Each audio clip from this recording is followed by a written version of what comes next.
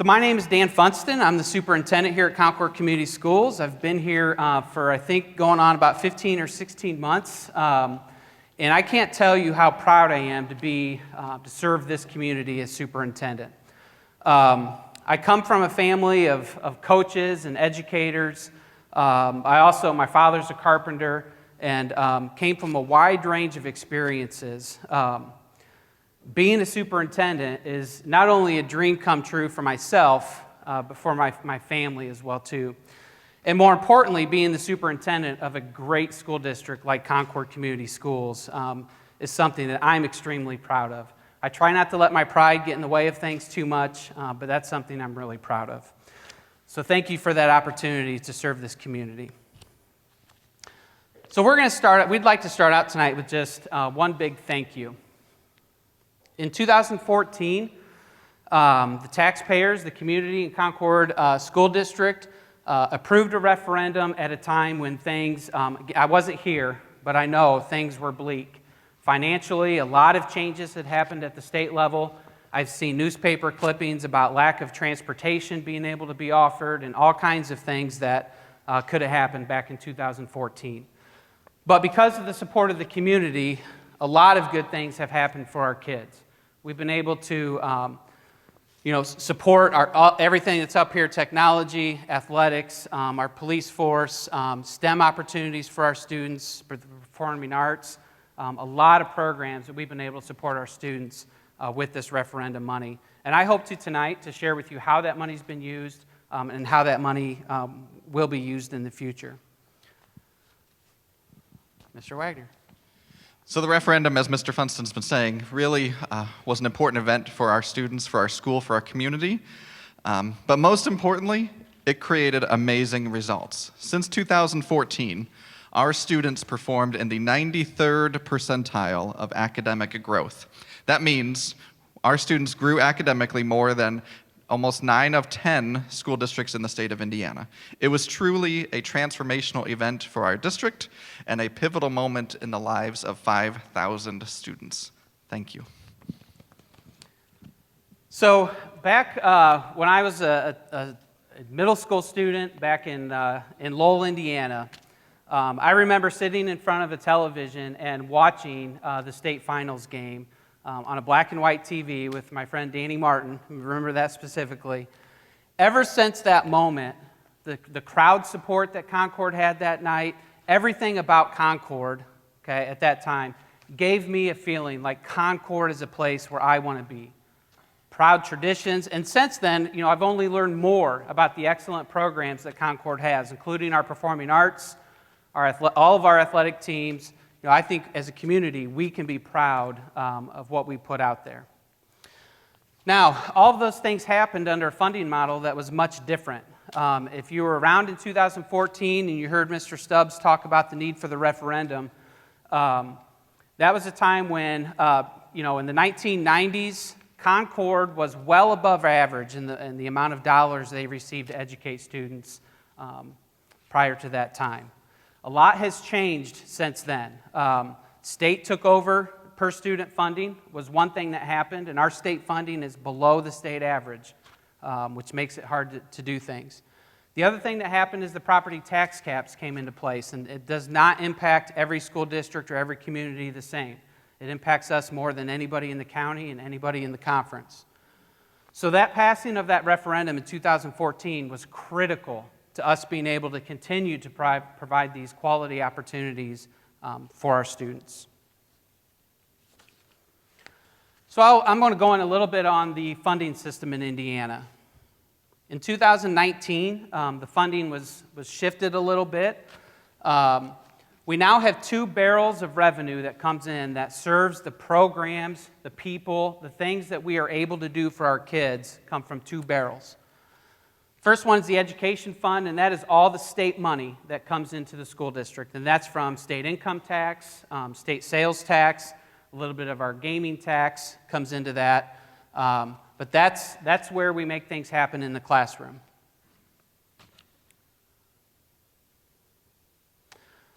So we currently transfer 11% of those dollars to cover operations. Okay, operations, as I'll get to in a second, are things like our transportation, the maintenance of our facilities, and just basically operations of making school happen for our students.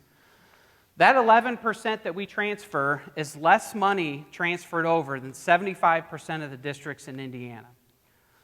So while in operations, which we're going to talk about a lot tonight, we lose $2.25 million every year out of that barrel, we're still able to keep more dollars in the classroom than 75% of the districts in the state of Indiana because of the referendum. Without that referendum, we would need to transfer 14 to 15% of those dollars out of the classroom to cover operations. That's about $1.5 million that we would lose out of the classroom to cover operations at a low level, because we lose $2.25 million. So in that operations barrel, we have our bus replacement, our transportation, and we have our capital projects. Capital projects are things like a roof, okay? We have a lot of roofs in Concord Community Schools. We have 7 buildings. We're working on some roofs right now at the high school. We did Oxbow this summer. That's a continual project. If we don't keep our roofs in a good shape, everything below the roof, comes apart. So then we have a third bucket that still exists, which is the debt service. Debt service is money that is not spent on programming. It's not spent on people. It's not spent on anything in terms of programming that we're allowed to spend on for kids. Debt service is essentially the district's mortgage, okay? And I hope to retire someday, so I'm paying down my mortgage, and hopefully I'll get my house paid off and I'll retire, okay? Schools don't do that. As students graduate, we have another 300-400 students coming in as kindergartners. We're continually operating and educating this community. So in that debt service, it's important that when debt's retired, the district has done a really good job of keeping that level, going way back, not raising, not lowering, keeping it level. But we then move on to another project to take care of facilities, to continue to keep our facilities in good shape.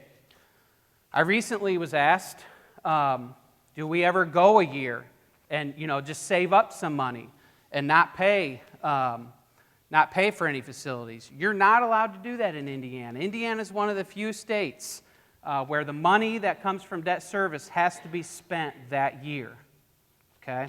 So you're not allowed to save up money for facility projects like you are in many other states, but not in Indiana. So we've talked tonight about the funding challenges we face. This is the education barrel. You just had the barrels on the screen. So the barrel on the left, the state money that funds our programming, our services, the things we do for kids. This is going back to 2010.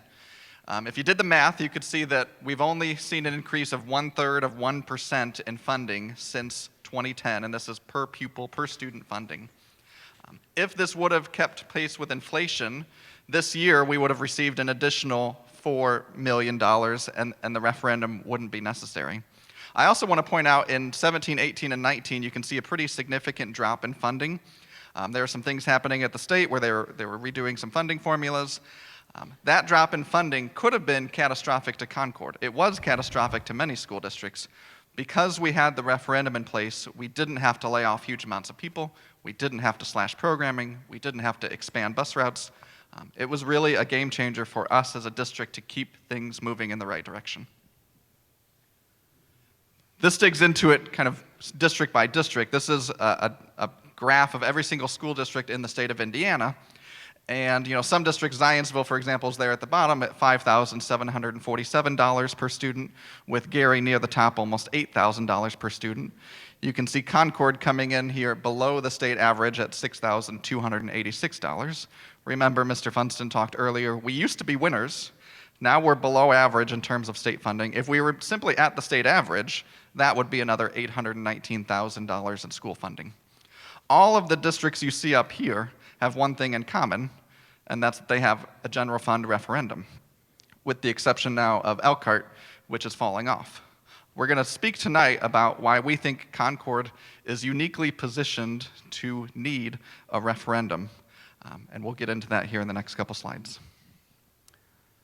So the General Assembly, in the last biennial budget, every 2 years, Indiana does their budget. In that last budget, the state average increase to schools is 5.25%. That's significant new money that the state has devoted to education. Okay. Well, what we want to make sure we get across to everybody in our community is that Concord is actually receiving the 15th lowest percentage increase in the state of Indiana on per pupil funding. A lot of reasons for that. Goshen is not too far up above us, and then you can see some neighbors around here on that. Okay. Now, one thing, and I heard this again today, inflation since January of 2020 is 6% right now. And so while we are very grateful for 3.2% new money this year, we know, and many of you know in your jobs, that we're definitely not keeping up with inflation. So, next slide. Oh, the other thing I want to make sure I talk about in terms of new money are the federal stimulus dollars. I've been asked a few times, how is the district spending that money? So there have been 3 different stimulus plans that the federal government put out. The first part of that plan was called the CARES Act. Most of the money that Concord received during that time was spent on masks, disinfectant, gowns, miles of plexiglass, and just things that were COVID mitigation related. Since then, our ESSER dollars have mainly been spent in 2 ways. If you drive by East Side and West Side right now, you will see that we're doing renovations to East Side and West Side, and the renovations are air quality. So we have 2 buildings there that had unit ventilators, which is the unit that circulates the air in a classroom, that were original to the building that sit right below the window. If you remember being in elementary school, you didn't want that seat right by the window because all that air got blown on you, right? We now are installing in those 2 schools unit ventilators that run ductwork in the ceiling and circulate the air in those classrooms much better. So for, again, safe and healthy learning environment for our kids in those 2 schools. The other thing we felt was necessary was last year was a hard year for kids. Socially, academically, many ways was really hard. And so we're currently paying 15 teachers to keep our class sizes at a good place, even more so than we might typically do, so those kids get individual attention as they're coming back off of, hopefully, off the end of COVID. So I'm sure, again, in 2014, if you were involved at all at that point, you're a homeowner, you understand the tax caps. But homesteads are capped at 1% in the state of Indiana, commercial rentals at 2%, agriculture at 2%, and businesses at 3%. One reason that Concord is impacted more than anybody by the tax caps is much of our assessed value is capped at that 1%. We have a ton of neighborhoods, a ton of residential areas, and so that AV is capped at 1% versus a Fairfield. I'll compare us a little bit here in a second to Fairfield, who hardly loses anything because they're very rural and a lot of farmland, and so most of their assessed value is capped at 2%. So that's one of the differences between Concord and many of the districts nearby. So this is the actual impact that the tax caps have on the budget. So I have seen some information that flies around about Concord's budget. And one thing we need to make sure we understand is that when our budget is advertised, okay, we advertise assuming that the tax caps aren't going to hit us and that we just have a regular budget, just like we did before the tax caps took place. And everybody does the same thing. And so the levy on property taxes in our district for operations are just under $7 million. So before 2010, that's pretty close to what Concord would have been receiving in operations. But now that the tax caps take place, I'm in the way of the remote, sorry. Now now that the tax caps take place, we lose $2.2 million. Just this year, we will lose $2.2 million, and the actual dollars to spend are $4.7 million. That's more than it costs, or it costs more to replace a roof in one of our secondary schools than what we receive in 1 year, okay?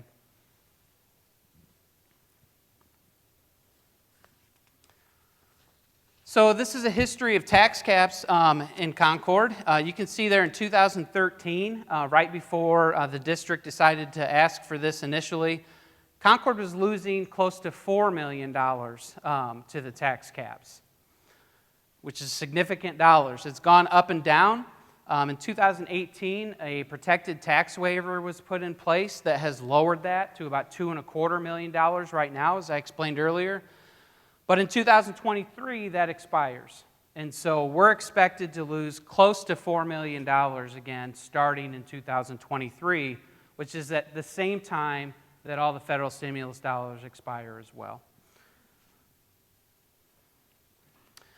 So to put it in per student terms, because that's what we're about, we have 5,230 students right now, which is great. And each of those students has needs. Each of those students requires staffing. We currently lose $396 a student to the tax caps. The next closest district in Elkhart County is Elkhart, who loses $306. Goshen, $269, all the way down to where you can see Fairfield that hardly loses anything, again, because the more rural you are, the more farmland you have, capped at 2%. Versus the 1%. If the referendum is removed from our funding on operations and education, we will be the lowest funded district per student in Elkhart County and in our conference. So the blue there is our education fund dollars that we receive per student, and then that yellow is what's left over after the property tax caps hit, which puts us below everybody. But as you go down to the left, you can see Mishawaka is impacted pretty significantly. They also have a referendum in place.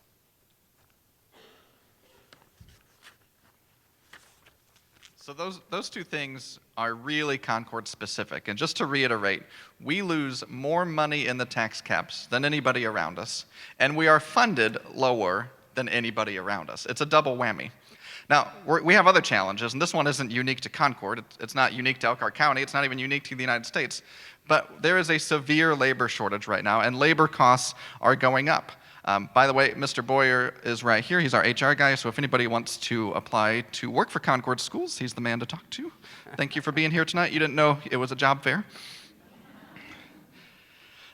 Our food service staff, our custodians, our maintenance, our teacher aides, our office staff, and others have not had a significant raise to their base, or any raise to their base in many cases, in the past 5 years, and we cannot compete in the local economy without adding salary and without adding costs to address the labor shortage. It's going to be imperative to the everyday functioning of our schools to address the labor shortage. We've taken some steps, but we need to take more. And I just want to add to that. We have really hardworking people in this group that makes things happen for our kids. Our bus drivers, again, are doing double routes. They're covering for each other. Our custodians are covering for each other. We have really hardworking people here who have not had a raise to their base in 5 years. And that's because most of them are paid out of operations, and the operations account has been most impacted. Thank you. So let's talk about what we have spent the money on from the 2014 referendum. About a third of it has gone to direct education costs, things like class size reduction, keeping class sizes low, especially at the elementary levels, counselors, paying for students to attend the Career Center, paying to participate in the Elkhart County Special Education Cooperative, and retaining quality staff. One thing that doesn't really get highlighted in all of that is the staffing that we do to support students. So, everybody can relate to low class sizes. We hire more teachers, things like that. But we also have certified reading interventionists at every elementary school. We have certified English language teachers in all of our buildings. We have paraprofessionals who work with students with special needs and who are learning language. We have special ed teachers who work with students with special needs. The referendum is crucial in supporting our ability to provide those supports to our students. Another third of the past referendum dollars was spent in the area of technology. And let's just take a second and imagine had the district not done that right before COVID, right? We would not have been able to educate kids really at all without the support of the referendum and purchasing those devices 3-4 years ago. So 1/3 went to that. In addition to the devices, money went to support those devices, the infrastructure, the network. The district needed a lot of upgrades to their technology to be able to pull that off. It wasn't just the devices. This is one here that as a parent here I can say I'm most appreciative to you as taxpayers for. We've been able to keep safe and healthy learning environments. I'm a resident here. I live around the corner. I have a daughter that attends 8th grade here. And the fact that we have put secure entrances in place, we've tried to maintain our buildings as best we can. We've replaced buses that were 12, 13 years old. And then lastly, the fact that we have a police force. The fact that my 8th grade daughter, and we know what it was like to be in middle school. The fact that my 8th grade daughter knows personally a police officer, and if something happens in this school, she can go to him because she knows him. That doesn't happen in districts without a police force. They don't know their police officer. Our kids are going to grow up liking the police, having a relationship with our police force, because we have police officers here that are building relationships with them. And we think that is extremely important. And as a parent myself, I am extremely appreciative to you, to our community, that we have that in place here. If anything bad were to ever happen, I know that there's somebody here right away that's going to take care of that. I don't have to wait 5 or 10 minutes for somebody to come, and sometimes longer, to take care of our kids. So it's been invaluable. You can see my dad hat come out with that. So sorry.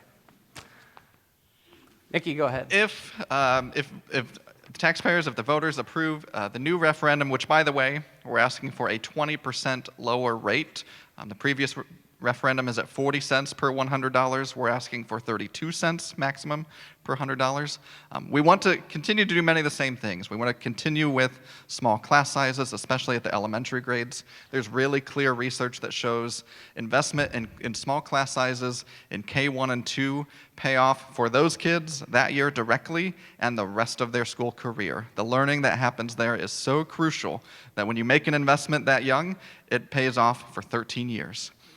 We want to continue investing in technology-ready classrooms and technology-ready students, so our students enter the Elkhart County workforce with the skills needed to participate in things like advanced manufacturing, robotics. We've hired, we talked a little earlier, 4 robotics teachers at the K4, and we're going to build that program from elementary up.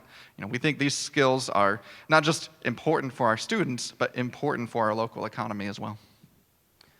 The other 2 areas of spending that we continue to go with is our safe and healthy learning environment. So I've talked about the police force, being able to replace some buses eventually. Most importantly, the work that's going on at East Side and West Side needs to happen really everywhere but here. Most of our buildings are equipped with mechanical systems that sometimes are original to the building, 50s and 60s. And we do everything we can, and we work hard to keep our maintenance department, to keep those units functioning properly. But we have 4 more buildings that are going to need similar work. And so we want to be able to make sure that we're continuing to do that, as well as replacing roofs and doing basic maintenance of our buildings. Without the referendum, the maintenance budget comes out of that operations, and it is very, very small to take care of our facilities. Lastly, we want our kids to be future ready. When my daughter graduates from here, I don't want her to have the education that I had. I mean, it was a good one, okay? Lowell Red Devils, okay? But I want her to have an education that's going to prepare her for now, not for, 1993. Now you know how old I am, okay? So I want her to learn about advanced manufacturing, the opportunities in robotics that exist all over the place right now economically. If our RV industry is going to grow, they can't find people, they have to automate the RV industry a little. And so where are they going to get the kids that know how to do robotics unless we do it, right? We've got to get them introduced to these things, and that's really important. In 2018-2019, Concord High School had 57 students enrolled in construction classes. I mentioned this at the board meeting the other night. We now have over 270 kids enrolled in construction classes at Concord High School. And that's not a replacement for the Career Center. We're preparing kids for the Career Center, but we're also offering opportunities in construction for kids like my sons. I have a son who's going to be a nurse, okay? But I would like him to know a little bit about taking care of his house. I would like him, and I've tried to teach him, believe me, but when I say, go get the vice grips, and he says, what are those? I'm like, oh, my goodness, right? But we have got to be teaching our kids those things, and we're offering opportunities for kids to take a 1-hour class of construction, right, and grow up and know how to do things and get them ready for the Career Center if they choose, okay? And then our kids have an interest in computer science and biomedical program, which is future ready. Our kids want to know, what is computer science? How can I get into that? How can I not be intimidated by the word coding, right? If you were at the school board meeting, I think 2 school board meetings ago, I think we had first graders come up and explain to the board the basics of coding and how you do that. And so now we're raising first graders that are not intimidated by the idea of computer programming.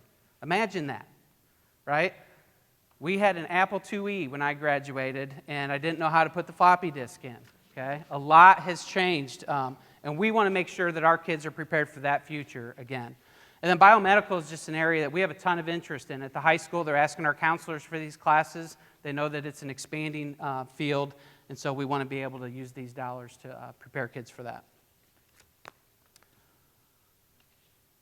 So, this is the ballot language that you will see on the ballot when you go on November 2nd or if you go for early voting. A few things I'd like to point out. Legislation was passed at the last second of the last legislative session governing how referendums can appear on ballots because schools were too successful. Communities wanted to support their schools too much, and so now we have legislation that makes that harder, but that's fine. We're pushing through and getting the word out, okay? So the things that are underlined are the only things we had to say in the ballot language on. The first underline there is that, 8 years. There's current legislation right now that's we believe is going to require districts to do this during a general election, which is what we would prefer. When this was passed in 2014, you were only allowed to go for up to 7 years at that time, and you were forced to run a special election basically at the end of it. We don't think that's going to be the case, so we're asking for 8 years. That's a maximum we can ask for 8 years, but our plan most definitely is to get back on a general election cycle with that. So we're able to say what we use. So we're managing class sizes, safety and security initiatives, the things that I've talked to you here about tonight. And the important thing is that we're lowering the rate here from 40 cents to 32 cents. 21% reduction in that tax rate. Concord Community Schools is the only taxing entity in this township that has lowered the tax rate each of the last 4 years. All other taxing entities have stayed the same or increased their rate while we have lowered ours. And we continue to want to lower that from 40 cents to 32. The information below is information from 2014 that is inaccurate. But we're not allowed to tell people what 2022 impact will be. We think that's unfair, downright unfair, because we're renewing this at a lower rate. what we want the community to know is that we're going from 40 cents to 32 cents, and I'll show you what impact that would have on your taxes here in a second. There we go, standing in the way again. So one of the inaccuracies that has been put out in a couple articles that were out there is that the referendum tax is imposed on your gross assessed value, okay? That is inaccurate. The referendum is imposed after all of your deductions come off. So after the homestead deduction comes off, you can see that the homestead deduction is $45,000. If you have a home that's worth under $600,000, you take another 35% off. If your home is worth over $600,000, you still take 25% off. If you have a mortgage, you get another deduction for $3,000. And then there are other deductions in place. There's a senior citizen deduction in place for senior citizens who are on a fixed income and having trouble paying this. There's a veteran deduction. The referendum tax is imposed after all of that. So on $100,000, you're left with $32,750. You divide that out, tax rate of 32 cents, it's $8.73 per month. Okay? So again, net value, not the gross value of your home. Go ahead. So if you compare the current rate, which is 40.5 cents, to the renewal rate of 32 cents, on a median home value in the district is $158,600. Your taxes, you can vote yes and support the schools, and your taxes will be $60 less than if we're at the max rate of 40 cents. If you have a home worth $300,000, your taxes will be $140 less. So what we're trying to do is be responsive to the increase in the property value that people's AV. We're being responsive with that, lowering the rate, and then lowering the rate again. Go ahead. So a history of our tax rate. The orange is the referendum coming on. Prior to the referendum taking place in 2015, the tax rate in Concord schools was $1.71. You can see it shot up to $1.97, again $1.98. And in 2017, when the state was reducing funds to schools, the board asked for the full 40.5 cents, and your tax rate was $2. As things have shifted and the property value of people's homes have gone up, we are the only taxing entity that you pay that has lowered that rate. The board has been responsible in 2018 or 2019, lowered it a cent, another cent, another cent. 3 years in a row they've lowered that rate. And now we're wanting to go to a maximum rate of 32 cents, which would be the lowest rate that Concord has had since 2012. Next slide. So just want to end. I am so proud to be here. I know that I've met many of you in different ways about different issues. When my wife and I, the board called and had me interview here to be the superintendent, it was March. And COVID was like, it was kind of a thing. I get a call, hey, they're shutting down. I was actually here for my second interview, and I had a friend from Michigan call me. He knew I was down here interviewing. And he said, you better get back. The governor's shutting down the borders in Michigan. You're not going to be able to get back. And I remember going home and having the conversation with my wife, like, holy cow, do we really want to do this, move our family? I remember both of us saying, surely this is not going to last very long. It'll be fine. This will be over. We'll move on. Obviously hasn't. But that's fine. I've been happy and proud to lead this district through these last 14 and 15 months. I hope you found that I've listened to you. I've been responsive to your needs and to the needs of our kids. And I kind of am making a personal ask tonight to continue to trust us and continue to support us so that we can do good things for kids. So thank you for coming tonight. I do want to bring our board president, Kami Wade, up, and she's going to talk a little and give some directions. Thank you, Mr. Funston and Mr. Wagner, for all of your words and wisdom and a little bit of passion.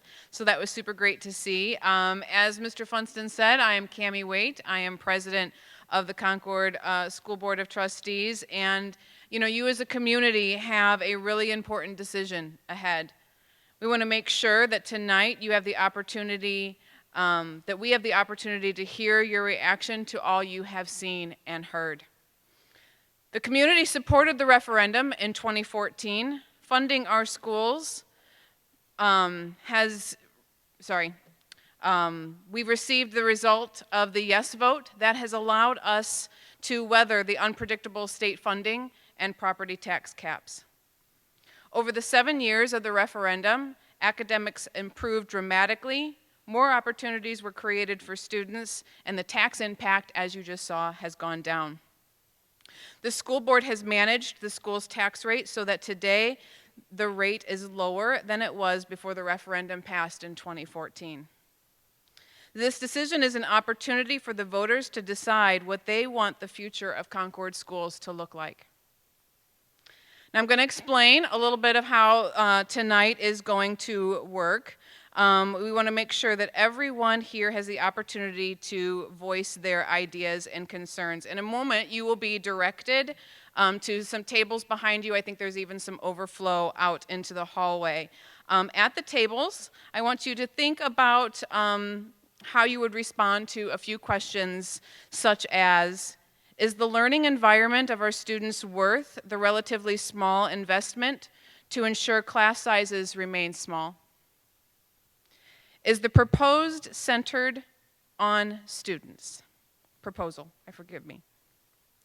Should we maintain curriculum and credit opportunities to our students? Sorry, I kind of got choked up a little bit on that one just because I too have child in the district and one has graduated, and opportunities are extremely important to our kids, so I'm kind of even breaking up, so forgive me. Each table has an administrator who will act as a facilitator at your table. You are free to join any table of your choice. The administrators are there to listen and to take notes about your concerns. They will be asking everyone at the table a series of questions and inviting them to provide feedback. We'll spend about 15 to 20 minutes at the tables. And if you're able to stay, and we will remain here in the cafeteria, and the administrators will give a summary of what they heard, deleting maybe a few repetitive comments. All of tonight's comments will be distributed to administrators and the school board, and it is very important to all of us that we hear what you said. This referendum is critical to our school district and the students we serve every day. On behalf of the board, I want to thank you again for your support of Concord Community Schools. And at this time, I will open it up to the facilitators so they can hear your comments. Thank you again for coming this evening, and come to vote. Yes?